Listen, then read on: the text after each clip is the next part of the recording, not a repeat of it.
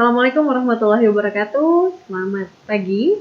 Dengan saya Bu Jui, mari kita belajar bersama kata dosen. Baik, pembelajaran kita hari ini, pertemuan pertama ini adalah mengenai algoritma dan pemrograman. Seperti yang sudah ada di layar, nah kita akan kenalan dulu ya dengan 3 kata yang umum dan sering kita dengar, yaitu mengenai logika, algoritma, dan pemrograman. Di sini ada 3 kata yang benar-benar sering kita dengar, tapi mungkin di antara saudara ada yang belum paham atau kurang paham mengenai maksud dari 3 perkataan ini. Nah, saudara yang memang ingin belajar mengenai algoritma dan pemrograman, silakan kita mulai pembahasannya. Oke. Di layar sudah dijelaskan dan bisa dibaca bersama, namun saya akan berusaha menuntun saudara semua dalam pembelajaran algoritma dan pemrograman ini. Berhubung kita lagi kenalan nih mengenai si logika, si algoritma, dan si pemrograman, kita bahas satu persatu dulu ya, karena ada kata-kata atau moto yang sering kita dengar, bukan moto ya, sejenisnya tentang tak kenal maka tak sayang. Jadi kalau kita nggak paham, tentu kita nggak akan sayang dan nggak akan tinggal dong dalam pikiran kita. Jadi kita berusaha sekarang untuk memahami konsep tersebut dan membuatnya tinggal di pikiran agar semakin paham dengan materi-materi selanjutnya yang akan kita bahas. Oke, kita mulai dengan logika. Cinta ini kadang tak ada logika. Nah, jangan sampai nyanyi ya.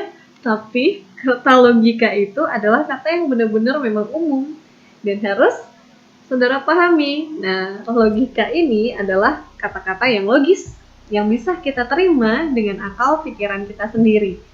Contohnya, nih, kalau saudara tidak menggunakan sesuatu yang logis, yang lebih menggunakan pikiran yang imajinatif, bahkan sampai menghayal, nah itu adalah sesuatu yang tidak logis, ya, karena hayalan itu nggak logis. Nah, bagaimana yang logis itu? Kita kasih contoh satu kalimat nih, seperti Bu Jui pergi ke Bali. Nah, kalau pergi ke Bali tentu yang logisnya saya naik pesawat dong ya. Naik pesawat, pesen tiket dulu, ya, kemudian ke bandara dulu, masuk kepada bandaranya, ikuti aturan di sana, dan kemudian sampai kepada bangku kursi penumpang. Lalu sampailah di Bali. Nah, itu urutannya. Tapi kalau misalnya saudara berpikir nih, Bu Jui pergi ke Bali dengan pintu kemana sajanya Doraemon, itu nggak logis. Nah, itu yang saya maksud tadi adalah menghayal. Nah, sesuatu yang datangnya dari hayalan itu nggak logis ya. Jadi, jika menggunakan kata-kata yang logis, tentu yang bisa kita terima dengan akal manusia. Nah, itulah sangkut pautnya dengan si algoritma. Kita tidak bisa menggunakan kata-kata yang bersifat tidak masuk akal. Langkah-langkah yang kita gunakan dalam menyelesaikan suatu masalah nantinya itu harus yang masuk akal. Bahkan kalau kita bicara masuk kepada pemrograman, itu adalah sesuatu yang benar-benar sudah kita adakan data di sana. Tanpa data kita nggak bisa bicara. Nah, selogika itu dan selogis itu ya. Lalu kita masuk kepada algoritma. Nah, sebenarnya pokok dari pembahasan kita pada materi ini adalah mengenai algoritma dan pemrograman. Nah, kalau algoritma itu adalah urutan langkah-langkah logis penyelesaian masalah yang disusun secara sistematis. Sistematis di sini artinya berurutan. Jadi langkah-langkah yang kita lakukan untuk menyelesaikan suatu masalah itu benar-benar harus logis itu dan menurut langkah-langkah yang telah disusun atau kita rancang dalam menyelesaikan suatu keadaan atau masalah yang datang nantinya. Nah, dan ini benar-benar harus disesuaikan dengan logika manusia, seperti yang ada di layar. Oke. Kemudian, di algoritma ini ada 2 definisi ya, definisi khusus. Tapi yang perlu saudara ingat adalah algoritma ini adalah langkah-langkah yang dilakukan secara logis dan masalahnya harus sesuai dengan data yang ada, sehingga masalah yang ada bisa kita pecahkan. Kemudian kita masuk kepada pemrograman. Nah, tadi kita udah kenal nih dengan si logika, kita udah kenal juga dengan algoritma. Kita masuk kepada pemrograman. Kata pemrograman ini mungkin gak asing lagi bagi saudara yang menyukai pembelajaran komputer ya, atau menyukai sistem-sistem yang ada di website ya, yang ada itu dibuat dengan algoritma loh. Dibuat dengan algoritma, kemudian ditulis dengan pemrograman. Jadi pemrograman ini adalah proses menulis, menguji dan memperbaiki dan memelihara kode yang membangun suatu program komputer, dan kode ini biasanya dikenal dengan coding. Dan coding ini adalah bahasa pemrograman atau kode-kode yang nanti akan kita masukkan kepada lembar kerja bahasa pemrograman. Kita akan kenalan lebih lanjut nantinya. Namun, kenapa ada algoritma dalam pemrograman? Kenapa kita harus belajar, Bu? Algoritma, apa hubungannya dengan pemrograman?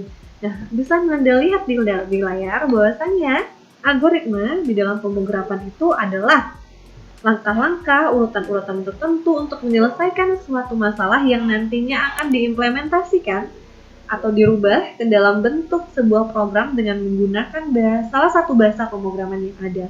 Contohnya ada bahasa pemrograman Pascal mungkin, C++ mungkin, dan masih ada banyak lagi. Ya, namun pembelajaran kita adalah pembelajaran dasar mempersiapkan saudara untuk mempelajari bahasa pemrograman nantinya yang lebih luas. Oke, selanjutnya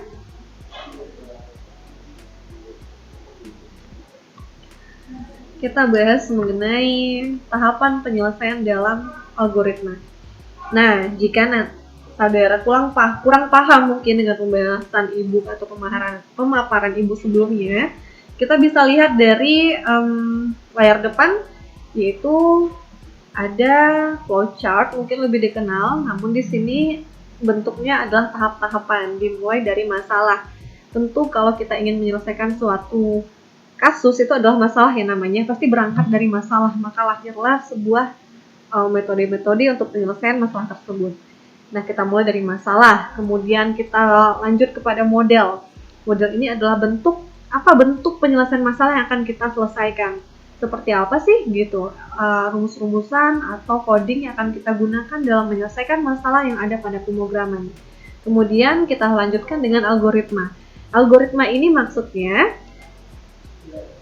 seperti yang kita bahas tadi, itu seperti langkah-langkah ya, langkah-langkahnya yang secara khusus kita siapkan untuk menyelesaikan masalah tersebut dan memang disusun secara sistematis. Lanjut kepada program. Nah, hubungannya dengan program adalah bentuk dari penyelesaian itu sendiri ya. Jadi program ini akan membantu kita dalam menyelesaikan suatu masalah yang ada pada pemrograman. Kemudian kita eksekusi, artinya kita lihat hasilnya nih. Kita eksekusi, kita lihat hasilnya, apakah berhasil terhadap langkah-langkah yang sudah kita urutkan dari atas ini, berhasilkah menyelesaikan masalah tersebut. Nah, kemudian baru kita lihat hasilnya. Tapi semua ini nggak ada artinya, nggak ada gunanya jika tidak ada data. Nah, semuanya itu memang di-cover oleh yang namanya data. Jadi kalau saudara bicara banyak tanpa data, itu sama aja nihil ya. Jadi di sini memang secara logis, memang harus masuk akal. Tidak bisa saudara berbicara berdasarkan hayalan atau imajinasinya sendiri. Oke, kita lanjut.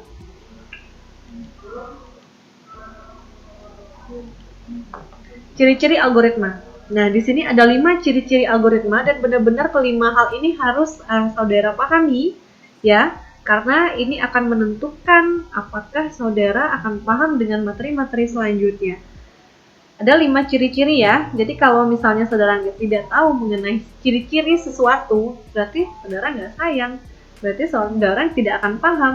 Begitupun dengan ciri-ciri algoritma. Jadi ada 5 ciri-cirinya di sini. Yang pertama, algoritma itu mempunyai awal dan akhir.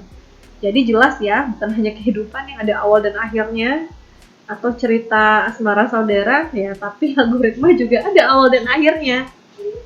Suatu algoritma harus berhenti setelah mengerjakan serangkaian tugas, yaitu algoritma memiliki langkah yang terbatas. Jadi kalau dia udah selesai menyelesaikan suatu tugas, ya udah, berarti udah selesai masalahnya.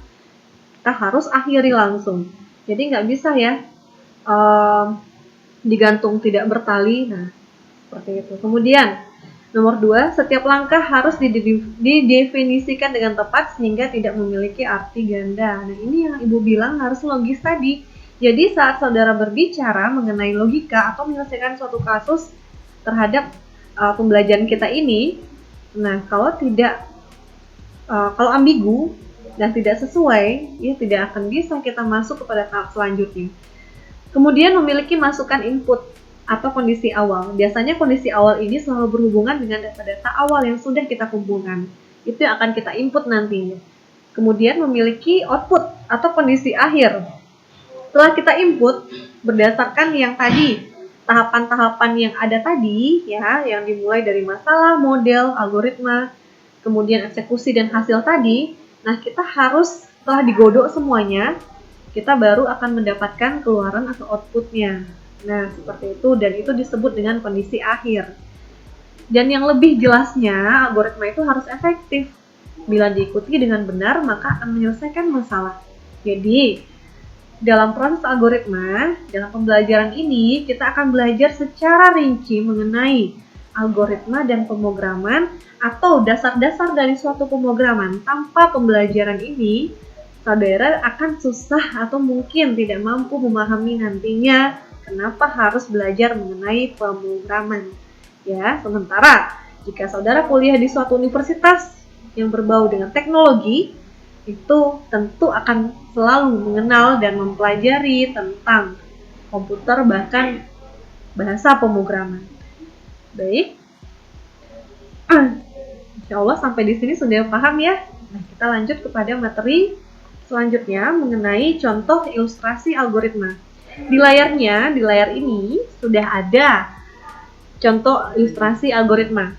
Oke, mari kita sejenak berpikir menyeluruh atau menerawang, tapi jangan terlalu jauh. Ya, ada 2 gelas, 1 teh, ada 1 kopi. 1 berisi teh dan satunya lagi berisi kopi. Kelihatan ya di layar, yang kuning teh, yang ini abu-abu bukan hitam ya. Oke, yang abu-abu ini kopi, anggap aja lah kayak gitu. Bagaimana cara menukar isi masing-masing gelas? Buatlah algoritma dari kasus di atas. Ayo, kalau saudara membayangkan ini, ya, secara lugu atau polos, pasti bayangannya kayak ninja Hattori kan? Langsung berubah kiri kanan, atau ninja Hattori, atau ninja-ninjaan lah, saya nggak terlalu kenal dengan ninja-ninjaan. Ada ninja Hattori saja mungkin. Teh dan kopinya bertukar ya, tanpa ada gelas yang lain. Nah, tanpa ada gelas yang lain ini maksud saya ya. Jadi, jika kita ingin menukar si teh dengan kopi ke gelas yang berbeda ini, tentu kita harus mempunyai gelas kosong. Ya, tapi dalam algoritmanya kita harus menjelaskan benar-benar sedetail itu. Contoh, algoritma, siapkan gelas cadangan X, berarti gelas kosong ya. Kemudian tuangkan gelas yang berisi teh ke gelas cadangan. Tuangkan gelas yang berisi kopi ke gelas awal yang awalnya dipakai si teh. Kemudian terakhir kita tuangkan isi gelas cadangan ke gelas yang awalnya berisi kopi. Mungkin ini terdengar, aduh, perlu dibahas nggak sih hal seperti ini, Bu? Tapi itulah yang namanya algoritma. Kita benar-benar harus bekerja sedetail itu sehingga mendapatkan hasil suatu masalah. Dan masalah ini hanya masalah dalam kehidupan sehari-hari loh. Dalam algoritma dan pemrograman nanti, masalah yang akan kita temui tidak semudah ini. Makanya kita harus memupuk atau mempersiapkan diri kita detail dengan kasus-kasus sederhana yang akan kita pecahkan. Baik, ini dia contohnya lagi. Selain kopi dan teh tadi, ada contoh algoritma dalam kehidupan sehari-hari mengenai menulis surat. Bagaimana cara algoritma menulis surat? Ya, kalau misalnya Anda mau berpikir algoritma tidur. Nah, pasti ngantuk dulu ya, cuci kaki dulu, cuci tangan dulu, cuci muka dulu, doa dulu, pakai selimut dulu, mungkin hidupin kipas angin dulu baru bisa tidur. Atau mungkin Anda menghayal dulu sebelum tidur, atau minum pil dulu sebelum tidur. Nah, jadi sedetail itu memang dalam pembelajaran ini. Kalau algoritma menulis surat, ya kita siapkanlah amplop dan kertas dulu. Kita siapkanlah alat tulisnya dulu seperti pena, atau pensil. Kemudian kita mulai menulis. Baru masukkan kertas ke dalam amplop, pergi ke kantor pos untuk mengekspos surat tersebut. Nah, kalau cuma sampai 4 saja, apakah surat tersebut sampai kepada si penerima? Ya tidak, makanya kita perlu pergi ke kantor pos sehingga surat ini benar-benar sampai ke tujuannya. Terima kasih ya sudah belajar bersama kami kata dosen. Mari kita bertemu lagi dalam pertemuan selanjutnya. Assalamualaikum warahmatullahi wabarakatuh.